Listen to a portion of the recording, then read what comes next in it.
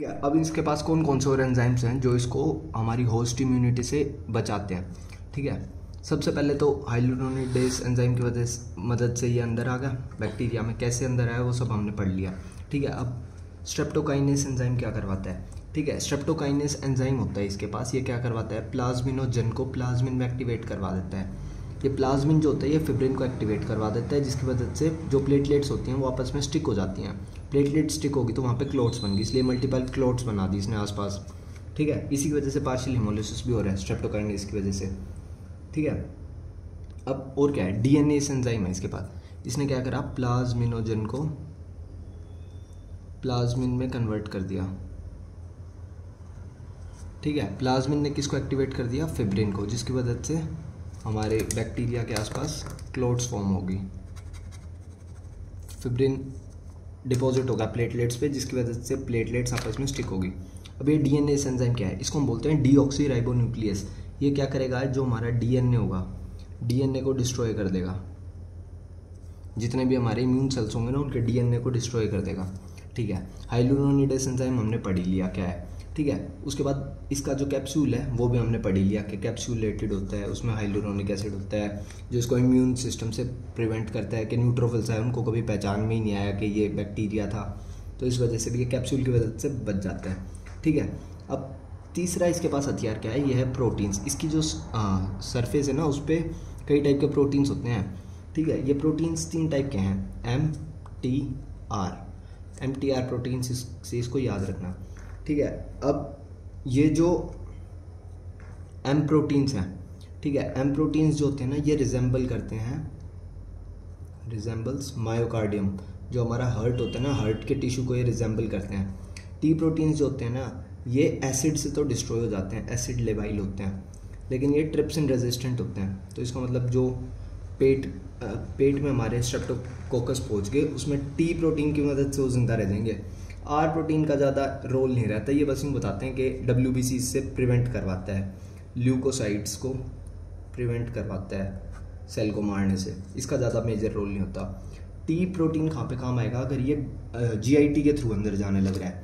M protein ये इसका सबसे मेन विरुलेंट फैक्टर है। ठीक है, अब क्या होएगा, एक बार एम प्रोटीन इसने देख लिया। हमने पिछली बार MHC क्लास 2 में पढ़ा था कि जब भी लिम्फोसाइट मैक्रोफेज आएगा, मान लो यहाँ पे मैक्रोफेज आ गया, उसने किसी भी तरीके से इसको मार दिया। ठीक है, किसी भी तरीके से इसको मार दिया तो वो क्या करेगा, अपनी बॉडी पे इसका एक सैंपल ले जाएगा, इस बैक्टीरिया का एक सैंपल ले जाएगा।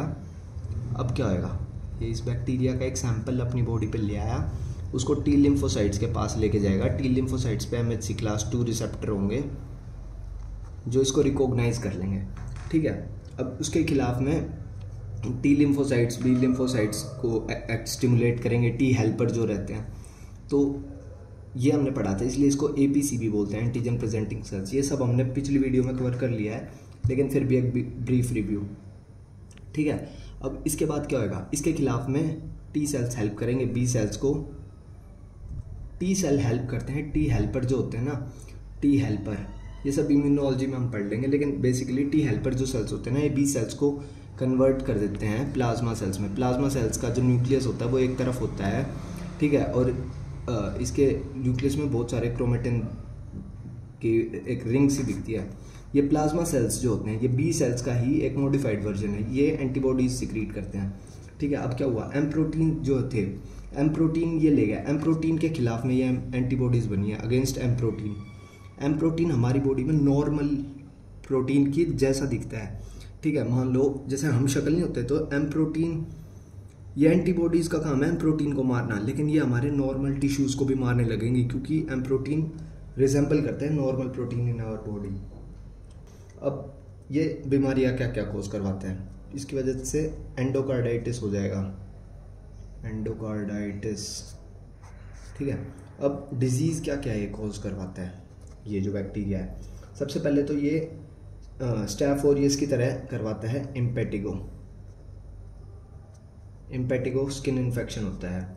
उसके बाद ये करवाता है सेल्यूलाइटिस, ये भी स्किन इन्फेक्शन है। ठीक है, ये स्किन पे है तो इस वजह से स्किन इन्फेक्शंस करवाने लग रहा है, स्किन पे ही अगर ये ग्रो कर रहा है। ठीक है, उसके बाद ये करवाता है एर्सीपेलास। ठीक है, अब एक बार सबसे पहले तो आप इसकी फ़ोटो देख लो कि कौन सा बैक्टीरिया किस तरीके का दिखता है, ठीक है। तो ये तो जो है इसको हम बोलते हैं इम्पेटिगो। ये जो पेशेंट है ये इम्पेटिगो का है, ठीक है। ऐसे माउथ के चारों तरफ हनी क्रस्टेड अपीयरेंस दिखती है, ठीक है। और ये जो है ये है एर्सिपेलास, ऐसे फेस पे और नोज़ पे ऐसे ऐसे इन्फेक्शन हो जाता है, ठीक है। ये अगर ये स्किन पे ही ग्रो करने लग रहा है, ठीक है। अब उसके बाद क्या होता है, मान लो ये स्किन के थ्रू ये हमारे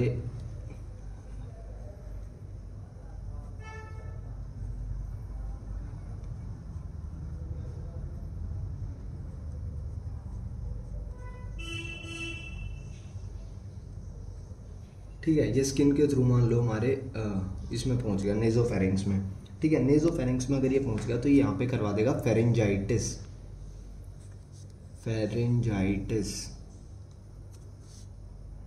ठीक है। फेरेंजाइटिस मतलब सोर थ्रोट एक तरीके से करवा देगा, ठीक है। अब क्या होता है, ठीक है, अब फेरेंजाइटिस से कोई इतनी बड़ी दिक्कत है नहीं, फेरेंजाइटिस यूजुअली रिजॉल्व हो जाता है, ठीक है, ये ठीक हो जाता है। लेकिन इसके बाद में दिक्कत स्टार्ट कहाँ से होती है, एक बार फेरेंजाइटिस हो गया तो इसके खिलाफ में एंटीबॉडीज़ बनेंगी। अब हमने पढ़ा है कि एम प्रोटीन नॉर्मल प्रोटीन को रिजेंबल करता है, तो एंटीबॉडीज़ जो आएंगी ये नॉर्मल टिश्यूज़ को हमारी बॉडी के डिस्ट्रॉय कर देगी, नॉर्मल टिश्यूज़ डिस्ट्रॉय कर देगी, ठीक है। तो उस बीमारी को हमने नाम दिया है ARF। ARF का मतलब है एक्यूट रूमेटिक फीवर। ये आपने पैथोलॉजी में भी पढ़ लिया होगा, एक्यूट रूमेटिक फीवर है। इसकी वजह से क्या होता है, ठीक है। अब सबसे पहले तो जो एम प्रोटीन होता है, एम प्रोटीन के खिलाफ में, अब मान लो एक सेकंड,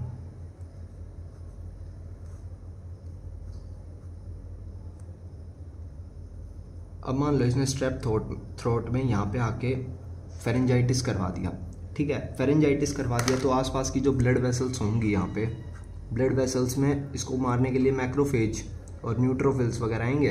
अब क्या होएगा, जो एक टर्म होती है ऑप्सोनाइजेशन, इसका क्या मतलब है कि यूजुअली अगर मैक्रोफेज किसी बैक्टीरिया को मारता है, ठीक है, तो ऐसे ही इसको पकड़ेगा तो ये आगे आगे भाग जाएगा बैक्टीरिया, ठीक है। तो ये क्या करता है, मैक्रोफेज, अब मान लो ये मैक्रोफेज है, ठीक है, ये मैक्रोफेज है, तो मैक्रोफेज क्या करेगा, सबसे पहले इस पर रस्सी फेंक देगा, इसको रस्सी से बांध लेगा, फिर इसको एनगल्फ कर जाएगा, ठीक है। तो अगला केस कैसा बनेगा, मैक्रोफेज ने बैक्टीरिया को खा लिया, ये जो रस्सी फेंकी इसको हम बोलते हैं ऑप्सोनिन। ये ऑप्सोनिन प्रोटीन्स होते हैं जो बैक्टीरिया को पकड़ के एनगल्फ करवाने में हेल्प करते हैं, और इस टर्म को हम बोलते हैं ऑप्सोनाइजेशन।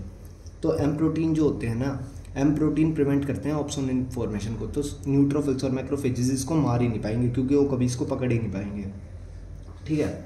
अब उसके बाद क्या होता है, एम प्रोटीन रिजेंबल कर रहा है नॉर्मल टिश्यू को भी, तो मल्टीपल ऑर्गन्स जो होंगे ना वो इसमें अफेक्टेड हो जाएंगे, मल्टीपल ऑर्गन्स अफेक्ट हो जाएंगे, ठीक है। इसको हम याद रखेंगे जॉन्स क्राइटेरिया से, जॉन्स क्राइटेरिया बोलते हैं। जॉन्स की फुल फॉर्म क्या है, JONES। जे का यहाँ पे मतलब है जॉइंट्स, इसका मतलब ये पॉलीआर्थराइटिस करवा देता है, मतलब जो एंटीबॉडीज हैं वो मल्टीपल जॉइंट्स में जाके वहाँ पे इन्फ्लेमेशन करवा देगी, पॉलीआर्थराइटिस।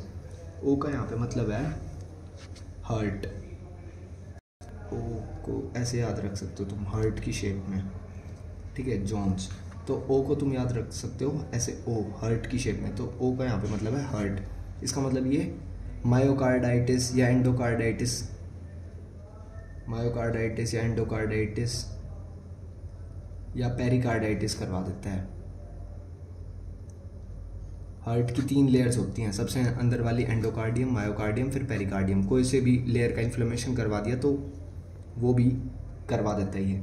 एन का मतलब है सबक्यूटेनियस नोड्यूल्स, मतलब स्किन के अंदर में कई सारे नोड्यूल्स फॉर्म हो जाएंगे, गांठ सी फॉर्म हो जाएंगी स्किन के अंदर में, ई का मतलब है एरिथमा मार्जिनेटम।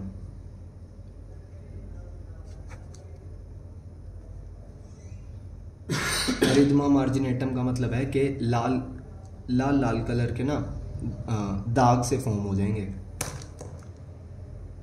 ऐसे ऐसे से दाग से फॉर्म हो जाएंगे मल्टीपल, एरिथमा मार्जिनेटम। पूरी स्किन के ऊपर ऐसे लाल लाल धब्बे से हो जाएंगे, ठीक है। और लास्ट है एस। एस का मतलब है सिडेनहम स्कोरिया। सिडेनहम स्कोरिया ये तुमने बेसल गैंग्लिया के डिसऑर्डर्स में फर्स्ट ईयर में अपनी फिजियोलॉजी में पढ़ लिया। इसका क्या मतलब होता है कि इनवॉलेंट्री मूवमेंट्स, मतलब पेशेंट ना चाहते हुए भी अपनी हैंड्स को और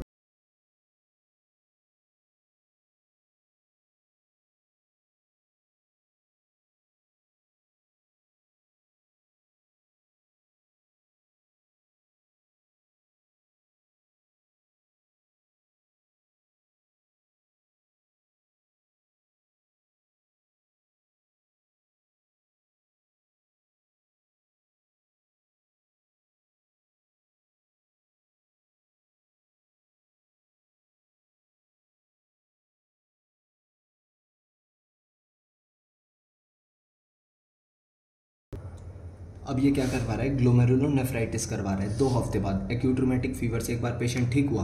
अब तुम एक पेशेंट सोच के देखो जिसको सबसे पहले सिर्फ गले में दर्द था, फेरेंजाइटिस, उसको नॉर्मल खांसी जुकाम था, उसके बाद उसको रूमेटिक फीवर जैसी बीमारी आ गई, इतने सारे उसका हार्ट इन्फ्लेम्ड हो गया, उसके हाथ पैर हिलने बंद हो गए पॉलीआर्थराइटिस की वजह से, उसकी बॉडी पे दाने हो गए, उसको एरिथमा मार्जिनेटम हो गया पूरी स्किन पे, और उसके सिडेनहम स्कोरिया, हाथ और फेस अपने आप मूव कर रहे हैं। एक्यूट रूमेटिक फीवर एक बार सबसाइड हुआ, उसके 2 हफ्ते बाद पेशेंट दोबारा प्रेजेंट करेगा फेरेंजाइटिस के 2 हफ्ते बाद। फेरेंजाइटिस एक बार हो गया था ना, स्ट्रेप्टोकोकस बीटा हेमोलिटिक का, लैंसफील्ड ग्रुप ए, ये सब हमने पीछे डिटेल में पढ़ लिया। उसके फेरेंजाइटिस के 2 हफ्ते बाद पेशेंट प्रेजेंट करेगा ग्लोमेरुलोनेफ्राइटिस के साथ। तो इसको हम बोलेंगे पोस्ट स्ट्रेप्टोकोकल। एक बार स्ट्रेप्टोकोकल का इन्फेक्शन हो गया था गले में, उसके पोस्ट स्ट्रेप्टोकोकल ग्लोमेरुलोनेफ्राइटिस, उसके बाद किडनी को इसने डैमेज कर दिया। इसकी वजह से क्या होएगा, पेशेंट जो आएगा वो आएगा पफीनेस की वजह से, मतलब उसका मुंह जो होगा वो सूजा हुआ होगा। पफीनेस क्यों हो रही है, क्योंकि किडनी डिस्ट्रॉय होगी, किडनी प्रोटीन्स को एलिमिनेट नहीं कर पा रही बॉडी से, और जो टॉक्सिक सब्सटेंस है उसको भी एलिमिनेट नहीं कर पा रही। तो उससे क्या होएगा, हमारी बॉडी में इडीमा बन जाएगा, इडीमा ही फेस पे प्रेजेंट करेगा, और इसलिए उसको लगेगा कि मेरा मुंह सूज रहा है, ठीक है। फेशियल पफीनेस देखने को मिलेगी। और दूसरा, इन पेशेंट्स में क्या होएगा, इंक्रीज टॉक्सिन्स की वजह से इंक्रीज ब्लड प्रेशर रहा करेगा इन पेशेंट्स का। और तीसरा, जो तुम्हें वो हिस्ट्री, जो चीफ कंप्लेंट लेके आएगा वो होगा कोला कलर्ड यूरिन, मतलब वो यूरिन जो होगा उसका वो कोला कलर का होगा। ये किस वजह से हो रहा है, ये हो रहा है क्योंकि ग्लोमेरुलस जो है ना, वो हमारी ग्लोमेरुलाई किडनी के अंदर, उसको एंटीबॉडीज़ ने मार दिया। क्योंकि फेरेंजाइटिस हुआ था, उसके पास जो बैक्टीरिया था उसके पास एम प्रोटीन था, एम प्रोटीन के अगेंस्ट में एंटीबॉडी बनी, उस एंटीबॉडीज़ ने मल्टीपल ऑर्गन्स को टारगेट करके डिस्ट्रॉय कर दिया, क्योंकि एम प्रोटीन रिजेंबल कर रहा था नॉर्मल प्रोटीन के साथ। तो उसने किडनी को भी डैमेज कर दिया, ये जोन्स क्राइटेरिया के सारे, उनको बोन्स को भी डैमेज कर दिया, हार्ट को भी डैमेज कर दिया, स्किन को भी, बेसल गैंग्लिया को भी, ठीक है। तो किडनी भी डैमेज होगी, तो इस वजह से हिमैट्यूरिया देखने को मिल रहा है, मतलब यूरिन के अंदर ब्लड देखने को मिल रहा है। इस वजह से उसका जो यूरिन है वो कोला कलर यूरिन आने लग रहा है, ठीक है। अब और ये क्या क्या बीमारियां कोज करवाएगा। अब इसके बाद जो अगली बीमारी है जो पेपर में बहुत ज़्यादा पूछी जाती है वो है स्कारलेट फीवर। ये भी स्ट्रेप पायोजेंस करवाता है। अब स्कारलेट फीवर क्या है, स्कारलेट फीवर में सबसे पहले तुम इसको याद रखना कि जो टंग होगी पेशेंट की, ठीक है, जो टंग होगी ना वो बिल्कुल ब्राइट रेड कलर की होगी, ब्राइट रेड कलर की, इसलिए उसको हम बोलते हैं ब्राइट रेड कलर की टंग को स्ट्रॉबेरी टंग। जैसे स्ट्रॉबेरी होती है ना उस कलर की टंग मिलेगी इसकी, एकदम ब्राइट रेड। स्कारलेट फीवर भी ये स्ट्रेप पायोजेंस करवा रहे हैं, ठीक है। उसके बाद क्या होएगा, एक ये कॉज करवाता है रैश। अब ये रैश जो होता है ना, पूरी स्किन लाल पड़ जाती है एक्सेप्ट फॉर फेस, ये भी स्कारलेट फीवर में देखने को मिलता है। फेस को एक्सेप्शन छोड़ दो, मतलब पूरा सिर्फ अगर ये बंदा है, ठीक है, तो इसका फेस छोड़ दो तो पूरी बॉडी पे लाल लाल रैश देखने को मिलेंगे, except for face. Scarlet fever ये कोज करवाता है, bright red tongue, strawberry tongue और rash that spares the face. इसके बाद एक हमारी यूजुअल बीमारी जो स्टेफाइलोकोकस भी करवाता है, टॉक्सिक शॉक सिंड्रोम।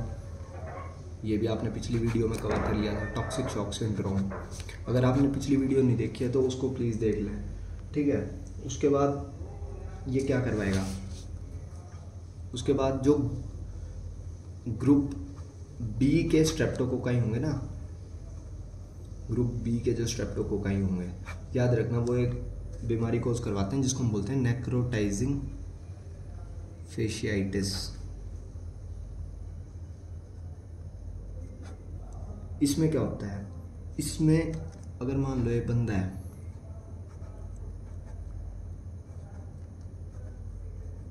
इसमें क्या होगा, इसमें एक बॉडी पार्ट की नेक्रोसिस स्टार्ट हो जाएगी, यूजुअली लिम्स की होती है, ठीक है। वहाँ पे नेक्रोसिस स्टार्ट हो चुकी है और वो नेक्रोसिस होती होती पूरे पैर पे फैल जाती है, ठीक है। अब ये एक टाइप की सर्जिकल इमरजेंसी है, सर्जिकल इमरजेंसी है।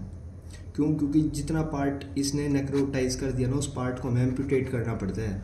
तो अनफॉर्चुनेटली इस पेशेंट के, ये रो रहा है, इस पेशेंट का हमें पैर काटना पड़ेगा, ठीक है। तो ये होता है नेक्रोटाइजिंग फेशियाइटिस, ठीक है।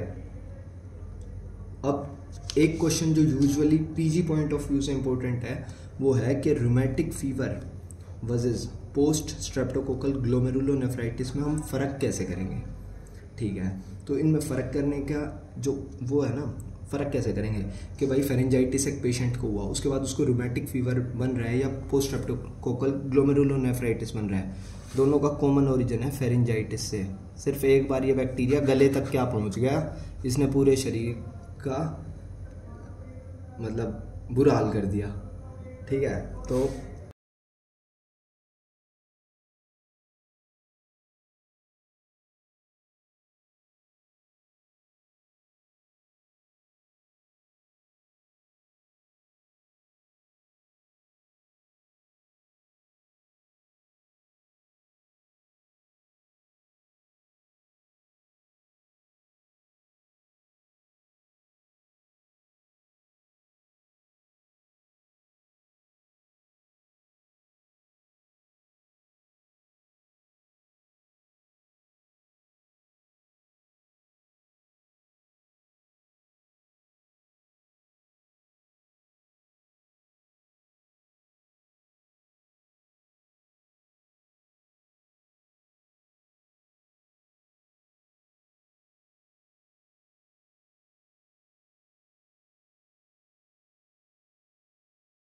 ठीक है, तो अगला हमारे पास है ग्रुप बी स्ट्रेप्टोकोकाई।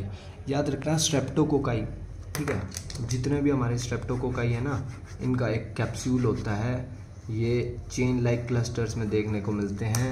इनके पास पिलाई जो इनको रिप्रोडक्शन में हेल्प करती है और फिम्ब्रिया प्रेजेंट होते हैं जो इनको मूवमेंट में हेल्प करता है, ठीक है। अब तुम एक चीज़ याद रखना, जितने भी ये हमने ग्रुप्स में कैसे डिवाइड करें हैं कि इसके जो सेल वॉल है उसमें कार्बोहाइड्रेट सी डिफरेंट टाइप्स का प्रेजेंट है, जिसकी वजह से हमने ग्रुप्स में इसको डिफरेंट बांट दिया, ठीक है। अब जो भी हमारे ग्रुप बी स्ट्रेप्टोकोकाई में आते हैं ना, उसमें हमारे पास सबसे पहले आता है ग्रुप बी स्ट्रेप्टोकोकाई में हमारे पास आता है स्ट्रेप ए गैलेक्टी, ठीक है। अब तुम इसको याद कैसे रखोगे, ग्रुप बी से तुम याद रखना बेबी, ठीक है। तो जो स्ट्रेप ए गैलेक्टी का पेशेंट होगा ना, वो यूजुअली एक न्यू बॉर्न होगा, ठीक है, बेबी होगा, मतलब यूजुअली एक न्यू बॉर्न होगा। अब ये ग्रुप बी स्ट्रेप्टोकोकाई जो हमारा स्ट्रेप ए गैलेक्टी है, ये यूजुअली कहाँ देखने को मिलता है, ये यूजुअली देखने को मिलता है फीमेल वेजाइना में, ठीक है। वेजाइना में ये नॉर्मल फ्लोरा है, मतलब यूजुअली फीमेल्स की वेजाइना में ये बैक्टीरिया देखने को मिलता है। 25% फीमेल्स की में ये नॉर्मली ग्रो रहता है, मतलब हर 4 में से एक लड़की की वेजाइना में ये स्ट्रेप ए गैलेक्टिक जो बैक्टीरिया है वो ग्रो होने लग रहा है, ठीक है। अब ये करवाएगा क्या, अब मान लो कोई चाइल्ड है, उसकी अभी डिलीवरी हुई है, ठीक है, और तुमने जो मदर जब 35 वीक्स की प्रेग्नेंट हो जाती है ना, तो हर मदर को मस्ट होती है वेजाइना से सैंपल भिजवाना। वेजाइनल सैंपल्स हम लेते हैं 35 वीक्स पे मदर से, कि उसकी वेजाइना में ए गैलेक्टी बैक्टीरिया प्रेजेंट है, ग्रो कर रहा है या नहीं कर रहा, ठीक है। अगर बैक्टीरिया ग्रो कर रहा है तो तुम मदर को इंट्रापार्टम पेनिसिलिन का ट्रीटमेंट चला।